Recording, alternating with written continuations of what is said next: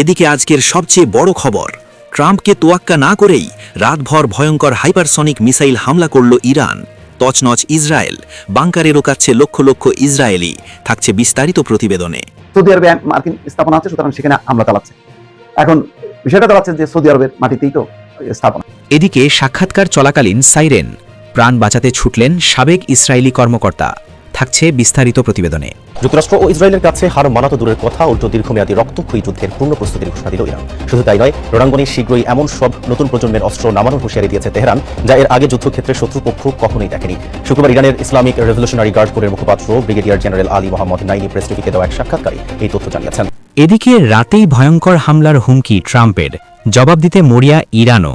থাকছে বিস্তারিত প্রতিবেদনে। মাইরি ঠিক এই কারণেই পুতিন কাকুকে আমার ভালো লাগে। হ্যাঁ, চোখে যা দেখি আর পেছনে যা ঘটে এর মধ্যে অনেক পার্থক্য আছে। কথা বলছি, যেই ইরান রাশিয়ার জন্য সারা পৃথিবীর কাছে শত্রু হয়ে গেল, যে ইরান রাশিয়াকে তেল কম ভাজা মশমশা ড্রোন দিয়া এই যুদ্ধটার সমীকরণ পাল্টাই দিল, যে ইরান আজকের দিনে রাশিয়াকে পশ্চিমাদের সামনে মাথা উঁচু করে দাঁড়ানোর সুযোগ দিল, পুতিনকে ঝুক্যাঙ্গা নাকি সালাই স্টাইলে থাকার সুযোগ দিল, তো ইরানের জন্য পুতিন কাকু আসলে কি করতেছেন? আমার মনে, আমার আগের ভিডিওগুলোতে আপনি এই প্রশ্নগুলো দেখছেন, আমি নিজেই প্রশ্ন করছি যে রাশিয়া কেন চুপ, কিন্তু চাঞ্চল্যকর তথ্য প্রতিবেদন বলছে ভিন্ন কথা। এদিকে শক্তির ঝাঁপে খুলতে শুরু করেছে ইরান, ভেসে উঠছে ভয়ঙ্কর মিসাইল সিটি। এবার সমুদ্র তলদেশ থেকে ভেসে উঠছে ইরানের ভয়ঙ্কর মিসাইল সিটি। শেষ প্রশ্নটা দিয়ে শুরু করি, ইরান কি এই যুদ্ধে জিতবে? উত্তরটা হলো ইরান জিততেও চায় না, হারতেও চায় না। সে চায় টিকে থাকতে। টিকে থাকার জন্য সে এমন একটা লাইন ধরে এগুচ্ছে যেখানে পাশে দাঁড়ানোর জন্য ন্যাটো নেই, রাশিয়া চীন আছে দূর থেকে, আরব দেশগুলো আছে, বিশেষ করে সুন্নি মুসলিম দেশগুলো শত্রুর কাতারে। কিন্তু সে একা হয়েও তার মতো করে হাঁটছে, কারণ সে জানে এই যুদ্ধটা যদি সে এখন না করে তাহলে আগামী দশকে তার আর কোনো যুদ্ধ করার সুযোগ সে পাবে না। তাই এখন সে সর্বস্ব দিয়ে এই যুদ্ধটা করছে। ইসরায়েল যুক্তরাষ্ট্রের সাথে ইরানের যুদ্ধ কোনোভাবেই থামছে না। এই যুদ্ধে ইরানের ব্যাপক ক্ষয়ক্ষতি হলো সর্বোচ্চ শক্তি দিয়ে তারা আমেরিকা ইসরায়েলকে নাজেহাল করে দিয়েছে। এমনকি ইসরায়েলের আয়রন ডোম থেকে শুরু করে আমেরিকার গুরুত্বপূর্ণ সামরিক রাডারও ধ্বংস করে দিয়েছে ইরান। আমেরিকার আধুনিক অস্ত্রের সামনে চোখে চোখ রেখে যুদ্ধ চালিয়ে যাচ্ছে ইরান। ইরানের বাহিনী IRGC জানিয়েছে তারা এক চুলো ছাড় দেবে না শত্রুদের, আর তাই নিজেদের সবচেয়ে আধুনিক ক্ষেপণাস্ত্র ব্যবহার করে হামলা চালাতে তারা প্রস্তুত রয়েছে। এবং ট্রাম্পের যুদ্ধবিরতির প্রস্তাব তারা নাকচ করে দিয়ে এবার ভয়ঙ্কর অস্ত্র সামনে আনার ঘোষণা দিয়েছে বিপ্লবী গার্ড বাহিনী IRGC। জীবন থাকতে দখলদারদের হাতে নিজেদের সঁপে দেবে না ইরান। সব শক্তি ফুরিয়ে আসুক, তবুও প্রাণপণে লড়ে যাবে ইরানি যোদ্ধারা। এমনকি ইরানেও পাল্টা মুহুর্মুহু হামলা চালিয়ে ধ্বংস চালাচ্ছে আমেরিকা। তবুও যেন মাথা নোয়াবার নয় সাহসী ইসলামী রাষ্ট্রের। তাই নতুন করে আবার আমেরিকার সামরিক ঘাঁটিতে হামলা চালিয়েছে ইরান। তবে এবার কেবল ব্যালিস্টিক মিসাইল নয়, বরং চলমান এই যুদ্ধে প্রথমবারের মতো হাইপারসনিক মিসাইল হামলা চালিয়েছে তারা। IRGC জানিয়েছে মার্কিন সামরিক ঘাঁটি এবং সামরিক সহায়তা কেন্দ্রগুলোকে লক্ষ্য করে এই শক্তিশালী ক্ষেপণাস্ত্র ও ড্রোন ব্যবহার করে তারা হামলা চালিয়েছে। এছাড়াও এই অভিযানে হাইপারসনিক ফাতা ক্ষেপণাস্ত্র এবং ব্যালিস্টিক এমাদ ক্ষেপণাস্ত্র ব্যবহার করা হয়েছে। এছাড়াও আরব আমিরাতের আল দাফরা বিমান ঘাঁটিতেও ড্রোন হামলা চালিয়েছে ইরান। আর সেই হামলায় একটি মার্কিন স্যাটেলাইট যোগাযোগ কেন্দ্র, সতর্কীকরণ এবং ফায়ার কন্ট্রোল রাডারও ক্ষতিগ্রস্ত হয়েছে। যদিও এখনো পর্যন্ত এ বিষয়ে সংযুক্ত আরব আমিরাতের কোনো মন্তব্য আসেনি। তবে ইরানের প্রধানমন্ত্রী মাসুদ পেজিশকিয়ান জানিয়েছেন যে প্রতিবেশী দেশগুলোতে তাদের হামলা করার মোটেই কোনো ইচ্ছে ছিল না, তবে শত্রুদের ঘাঁটি গুড়িয়ে দিতেই তারা পাল্টা আক্রমণ করেছে। আর তাই আপাতত প্রতিবেশী দেশগুলোতে আক্রমণ না করার ঘোষণাও দিয়েছে তারা। এদিকে ইরানের এমন ঘোষণাকে দুর্বল ভেবে রাতেই ইরানের সর্বোচ্চ হামলা চালানোর পাল্টা ঘোষণা দিয়েছে ট্রাম্প। শুধু তাই নয়, ইরান তাদের হামলা ও চাপের কাছে নতি স্বীকার করেছে বলেও দাবি করেছেন ডোনাল্ড ট্রাম্প। এমনকি আগে কখনো হামলা করার কথা ভাবা হয়নি সেসব জায়গাতেও হামলা চালানোর ঘোষণা দিয়েছে তারা। তবে ট্রাম্পের এমন ঘোষণায় মোটেই পিছু না হটে যুদ্ধ চালানোর কড়া নির্দেশ দিয়েছে বিপ্লবী গার্ড বাহিনী। এদিকে ট্রাম্পের এমন যুদ্ধ ঘোষণার মধ্যে ইরানে আবার দেখা দিয়েছে ভূকম্পনও। এ নিয়ে এবারের যুদ্ধে দুইবার কেঁপেছে ইরান। তবে ট্রাম্পের চরম হামলার ঘোষণার পর এমন ভূকম্পনকে সাধারণ ভূমিকম্প বলে ভাবতে নারাজ অনেকেই। অনেক বিশ্লেষকেরই ধারণা, গোপনে হয়তো নিজেদের পারমাণবিক শক্তি যাচাই করছে ইরান, যাতে করে অস্ত্র ফুরিয়ে এলেও নিজেদের সর্বোচ্চটা দিয়ে বীরের মতো লড়তে পারে তারা। যদিও এসব বিষয় নিয়ে এখনো মুখ খোলেনি ইরান। তাহলে কি ট্রাম্পের হামলার পরপরই নিজেদের পারমাণবিক শক্তি বিশ্বের সামনে আনতে যাচ্ছে ইরান? এদিকে সাক্ষাৎকার চলাকালীন সাইরেন, প্রাণ বাঁচাতে ছুটলেন সাবেক ইসরায়েলি কর্মকর্তা। ইরান ইসরায়েল সংঘাতের উত্তপ্ত পরিস্থিতির মধ্যেই সরাসরি টেলিভিশন সাক্ষাৎকার চলাকালে হঠাৎ সাইরেন বেজে ওঠায় নিরাপদ আশ্রয়ের দিকে ছুটতে বাধ্য হন ইসরায়েলের সাবেক জাতীয় নিরাপত্তা উপদেষ্টা ইয়াল হুলাদা। ঘটনাটি ঘটে মার্কিন সংবাদমাধ্যম CNN-এ সম্প্রচারিত এক লাইভ সাক্ষাৎকারে। CNN-এর সাংবাদিক এরিন বার্নেটের সঙ্গে কথা বলছিলেন হুলাদা। সাক্ষাৎকারে তিনি ইরানের বিরুদ্ধে চলমান যুদ্ধে ইসরায়েলের অবস্থান নিয়ে কথা বলছিলেন এবং দাবি করছিলেন এই সংঘাতে ইসরায়েল উল্লেখযোগ্য অগ্রগতি করছে। কিন্তু বক্তব্যের মাঝখানেই হঠাৎ সাইরেনের শব্দ শোনা যায়। সম্ভাব্য হামলার সতর্কতা হিসেবে বেজে ওঠা সেই সাইরেন পরিস্থিতিকে মুহূর্তেই বদলে দেয়। শব্দ শোনার সঙ্গে সঙ্গেই হুলাতা কিছুটা অপ্রস্তুত হয়ে পড়েন এবং সাক্ষাৎকার থামিয়ে দ্রুত নিরাপদ আশ্রয়ের দিকে যাওয়ার প্রস্তুতি নেন। নিরাপদ স্থানে যাওয়ার সময় তিনি বলেন, চারদিকে সাইরেন বাজছে আর আমরা আশ্রয়ের দিকে ছুটছি। এই পরিস্থিতিতে দাঁড়িয়ে যুদ্ধের অগ্রগতির কথা বলা কিছুটা অদ্ভুত শোনালেও এটিই এখনকার বাস্তবতা। চলমান সংঘাতের উত্তেজনাপূর্ণ প্রেক্ষাপটে ঘটে যাওয়া এই ঘটনাটি সরাসরি সম্প্রচারের সময় দর্শকদের সামনে ধরা পড়ে। এতে যুদ্ধ পরিস্থিতির বাস্তবতা এবং নিরাপত্তা সংকটের চিত্র স্পষ্ট হয়ে ওঠে। তথ্যসূত্র CNN। এদিকে রাতেই ভয়ঙ্কর হামলার হুমকি ট্রাম্পের, জবাব দিতে মরিয়া ইরানও। ইরানের সঙ্গে ইসরায়েল যুক্তরাষ্ট্রের চলমান সংঘাত ভয়াবহ রূপ ধারণ করেছে। এক সপ্তাহ পেরিয়ে গেলেও এই যুদ্ধ থামার কোনো লক্ষণ দেখা যাচ্ছে না, বরং হামলার মাত্রা বাড়িয়েছে দুই পক্ষই। নিজেদের সর্বোচ্চ নেতা আয়াতুল্লাহ আলী খামেনির হত্যার প্রতিশোধ নিতে এবং ইসলামী শাসন ব্যবস্থাকে বাঁচাতে মরিয়া হয়ে লড়ছে ইরান। নতুন দফায় এসে প্রথমবারের মতো ঘোষণা দিয়ে হাইপারসনিক মিসাইল হামলা চালিয়েছে দেশটি। সেই সঙ্গে ইরানের প্রেসিডেন্ট মাসুদ পেজেশকিয়ানও ঘোষণা করেছেন, যুক্তরাষ্ট্র ইসরায়েলের সামনে কখনোই আত্মসমর্পণ করবে না ইরান। এ অবস্থায় ইরানের ওপর ভয়ঙ্কর হামলা চালানোর হুমকি দিয়েছেন মার্কিন প্রেসিডেন্ট ডোনাল্ড ট্রাম্পও। আজ শনিবার 7 মার্চ রাতেই ইরানের নতুন লক্ষ্যবস্তুতে এই হামলা হবে বলে ঘোষণা করেছেন তিনি। এদিন নিজের সামাজিক যোগাযোগ মাধ্যম প্ল্যাটফর্ম ট্রুথ সোশ্যালে দেওয়া এক পোস্টে ট্রাম্প লিখেছেন, আজ ইরানে অত্যন্ত কঠোর আঘাত হানা হবে। তিনি বলেন, ইরানের অশোভন আচরণের কারণে এমন কিছু এলাকা ও জনগোষ্ঠীকে সম্পূর্ণ ধ্বংস এবং নিশ্চিত মৃত্যুর জন্য গুরুত্বের সঙ্গে বিবেচনা করা হচ্ছে, যা এই মুহূর্ত পর্যন্ত আমাদের লক্ষ্যবস্তুর তালিকায় ছিল না। এদিকে মার্কিন প্রেসিডেন্টের এই হুমকির পর হামলা চালানোর জন্য নতুন মার্কিন স্থাপনা খুঁজছে ইরানও। মার্কিন সংবাদ মাধ্যম সিএনএনকে ইরানের শীর্ষস্থানীয় একজন কর্মকর্তা বলেন, যুক্তরাষ্ট্র স্পষ্টভাবে ইরানি জনগণের বিরুদ্ধে যুদ্ধের বিস্তৃতি এবং সরাসরি তাদের হত্যা করার হুমকি দিয়েছে। এ কারণে ইরান এখন আমেরিকান অঞ্চল বাহিনী এবং সহযোগী প্রতিষ্ঠানগুলির বিষয়ে পর্যালোচনা করবে, যেগুলি এখনও ইরানের সশস্ত্র বাহিনীর লক্ষ্যবস্তু তালিকায় অন্তর্ভুক্ত হয়নি, সেগুলি অন্তর্ভুক্ত করে হামলা চালানো হবে। গত 28 ফেব্রুয়ারি ঘোষণা ছাড়াই ইরানের বিরুদ্ধে সামরিক অভিযান শুরু করে যুক্তরাষ্ট্র ও ইসরায়েল। প্রথম আঘাতেই ইরানের সর্বোচ্চ নেতা আয়াতুল্লাহ আলী খামেনি ও তার পরিবারকে হত্যা করে তারা। সেই সঙ্গে হত্যা করা হয় ইরানের সেনাবাহিনীর শীর্ষস্থানীয় কয়েকজন কমান্ডারকেও।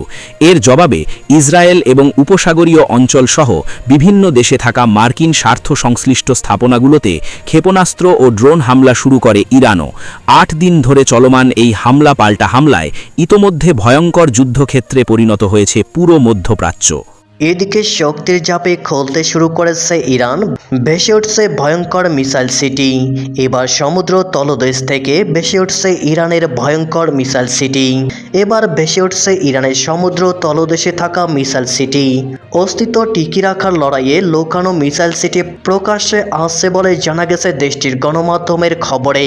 ইসরায়েল আর যুক্তরাষ্ট্রের যৌথ হামলার পাল্টা জবাব দিতে এবার ভয়ঙ্কর মিসাইল সিটিকে সমুদ্রের তলদেশ থেকে উপরে নিয়ে আসছে তেহরান।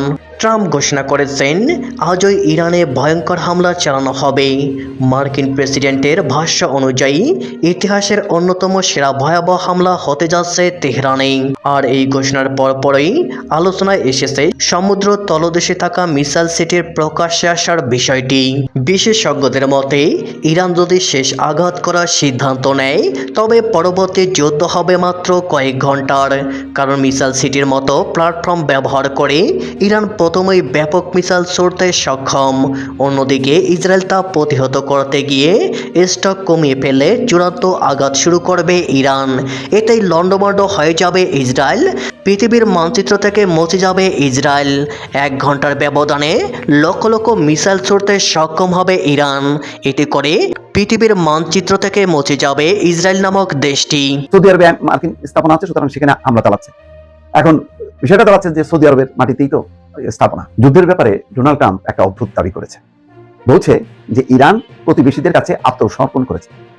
আচ্ছা বলেন, প্রতিবেশী কোন দেশ ইরান আক্রমণ করছে যে তাদের কাছে আত্মসমর্পণ করবে?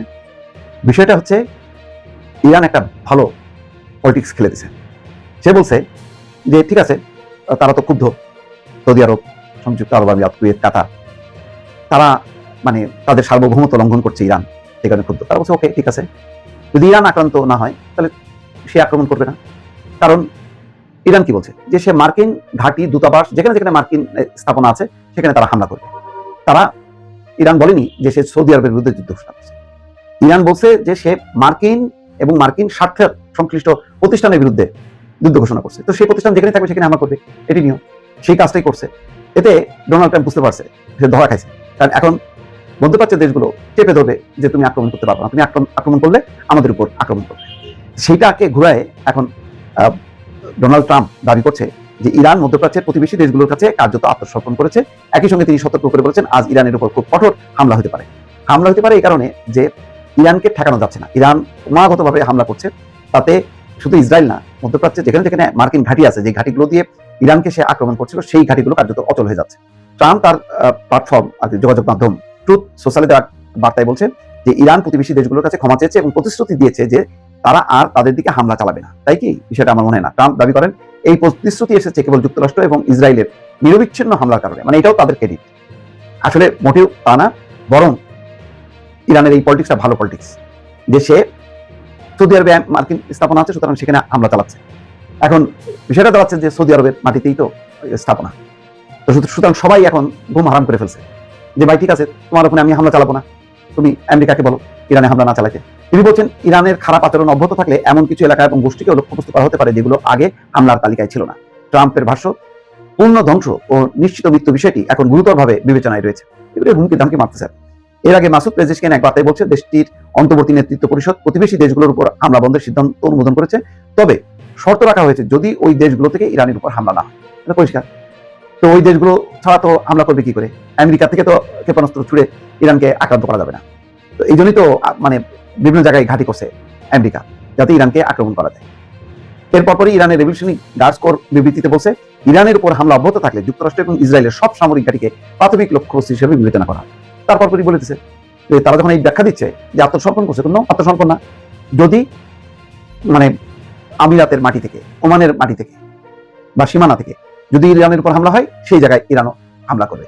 সেটা ওমানকে না, ওই ওমানে অবস্থিত মার্কিন স্থাপনা ঘাঁটি।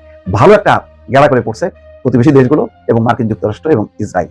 এখন সমাধান একটাই, সেটা হচ্ছে ওই দেশগুলো, প্রতিবেশী দেশগুলো তারা বলবে যে ভাই সরি, আমি আমার আর ঘাঁটি ব্যবহার করতে দেবো, আমাদের ভূখণ্ড ব্যবহার করতে দেবো না, কারণ আমরা আক্রান্ত হতে চাই না।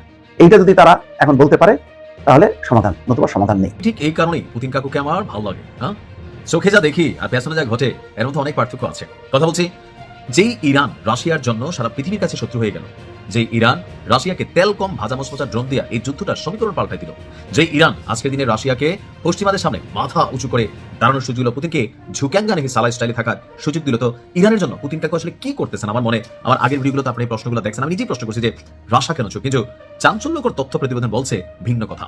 ভালো লাগলে শেয়ার করবেন, কারণ পুতিন কাকু তিনি চুপ নেই, ইরানকে নীরব সহযোগিতা দিয়ে যাচ্ছেন, যেই সহযোগিতাটা information is power and information is money. আজকের দিনে সারা পৃথিবীতে সবচেয়ে শক্তিশালী হচ্ছে তথ্য। যেমন ধরেন ইরানের মধ্যে আমাদের সর্বোচ্চ নেতা বা যাদেরকে শেষ করা হয়েছে, ভেতর থেকে কেউ একজন তথ্য দিছে, একটা টার্গেট, বাকিটা ইতিহাস। তো তদ্রুপ ইদানিং সময় মধ্যপ্রাচ্যে যে মার্কিন লক্ষ্যবস্তুগুলো আছে, আপনি দেখেন ইরান নিখুঁতভাবে একাধিক ক্ষেপণাস্ত্র বা মিসাইল ব্যবহার করা লাগতেছে না, একটা মারতেছে, একটাই গিয়া পড়তেছে, যার কারণে ইরানের বিপরীতে আমেরিকা তাদের সামরিক ঘাঁটিগুলো যেগুলো মধ্যপ্রাচ্যে আছে সেখান থেকে অনেক যুদ্ধ বিমান, হ্যাঙ্গার বা আরো বিভিন্ন কিছু সরিয়ে নিচ্ছে। প্রশ্ন হচ্ছে যে ইরান এতটা নিখুঁতভাবে কিভাবে টার্গেটে পৌঁছাচ্ছে? আসুন, মধ্যপ্রাচ্যে মার্কিন লক্ষ্যবস্তুকে জয় বাংলা করতে ইরানকে গোয়েন্দা তথ্য দিয়ে সহায়তা করছে রাশিয়া, আর এই দাবি হচ্ছে যুক্তরাষ্ট্রের প্রভাবশালী সংবাদ মাধ্যম ওয়াশিংটন পোস্ট। সংশ্লিষ্ট 3 জন কর্মকর্তার বরাত দিয়ে প্রকাশিত এক প্রতিবেদনে এই তথ্য জানানো হয়েছে। প্রতিবেদন অনুযায়ী মধ্যপ্রাচ্যে মার্কিন যুদ্ধজাহাজ এবং সামরিক বিমানের সর্বশেষ অবস্থান সংক্রান্ত তথ্য ইরানকে সরবরাহ করেছে পুতিন কাকু। এর মাধ্যমে সম্ভাব্য মার্কিন লক্ষ্যবস্তুকে শনাক্ত করে তেহরান যেন জয় বাংলা করে দিতে পারে, সেই কাজটাই রাশিয়া সহযোগিতা করেছে। তবে সহায়তার পরিমাণ কোথায় কতটা অভিযান হয়েছে, সেক্ষেত্রে কতটুকু, এই বিষয়ে স্পষ্ট কোনো তথ্য দিতে পারেনি ওয়াশিংটন পোস্ট।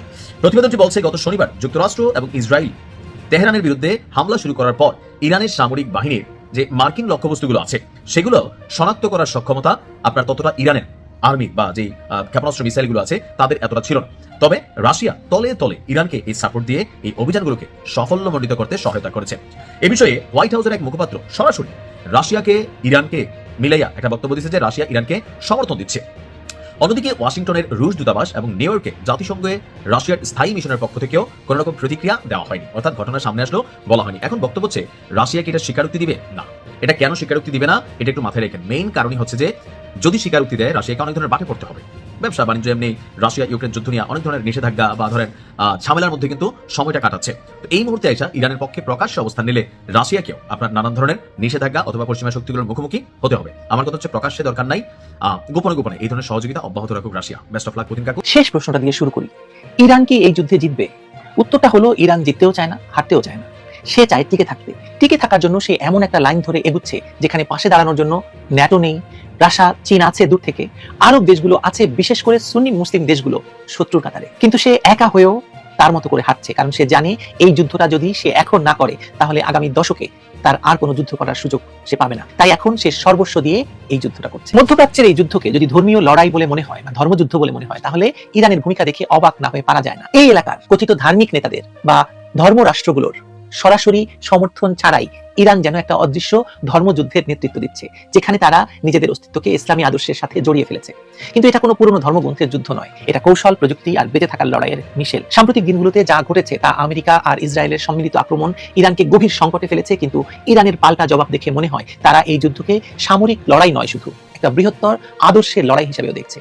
এই বিশ্লেষণে আমি চেষ্টা করব সাম্প্রতিক ঘটনা প্রবাহের ভিত্তিতে এই যুদ্ধের কৌশলগত দিকগুলোকে খুঁটিয়ে দেখতে, যাতে বোঝা যায় কেন ইরান এখনো টিকে আছে। মধ্যপ্রাচ্যের আকাশে ধোঁয়া আর ধ্বংসস্তূপের ছাইয়ের গন্ধ এখন আর শুধু গাজা বা বৈরুত পর্যন্ত সীমাবদ্ধ নয়, এটি ছড়িয়ে পড়েছে তেহরান থেকে আবুধাবি, জেদ্দা থেকে দোহা পর্যন্ত। একটি অদৃশ্য কিন্তু স্পষ্ট রেখা টানা হয়েছে দুই শিবিরে। একপাশে যুক্তরাষ্ট্র এবং ইসরায়েলের নেতৃত্বে প্রযুক্তি এবং কূটনীতির ঐতিহাসিক জোট, সেখানে সৌদি আরব, বাহরাইন, কাতার, দুবাই বা আরব আমিরাত সমস্ত শক্তিশালী অর্থনীতির, তেল অর্থনীতির দেশগুলো একজোট হয়েছে। অন্য পাশে ইরান, যে একাই দাঁড়িয়ে আছে কথিত ইসলামী বিশ্বের নীরবতা কিংবা সমর্থন ছাড়াই। এটি এখন আর শুধু ভূরাজনৈতিক সংঘাত নয়, এটি একটি ধর্মযুদ্ধ, যেখানে ইরান নেতৃত্ব দিচ্ছে কিন্তু সেই নেতৃত্বের পেছনে কোনো আন্তর্জাতিক মুসলিম সংহতি নেই।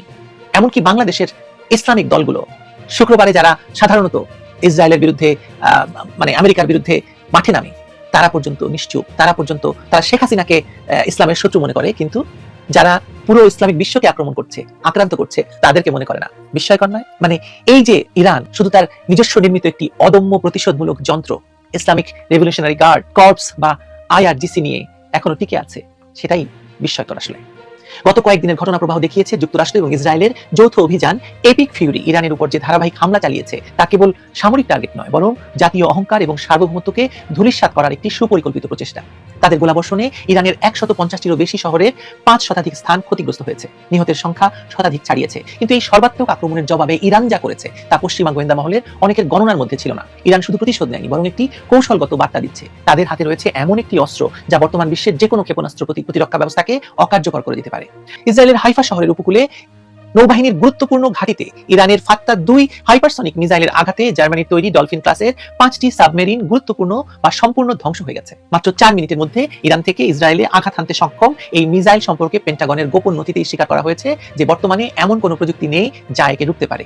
এই হাইপারসনিক ক্ষমতা ইরানের জন্য কেবল একটি অস্ত্র নয়, এটি একটি মনস্তাত্ত্বিক যুদ্ধের হাতিয়ার। ইরান জানে সরাসরি সম্মুখ সমরে আমেরিকা ইসরায়েলের সাথে পেরে উঠবে না, তাই তারা যুদ্ধের প্রকৃতি বদলে দিয়েছে। তারা টেকনোলজিক্যাল যুদ্ধের বিরুদ্ধে দাঁড় করিয়েছে ইকোনমিক্যাল ওয়ারফেয়ারও।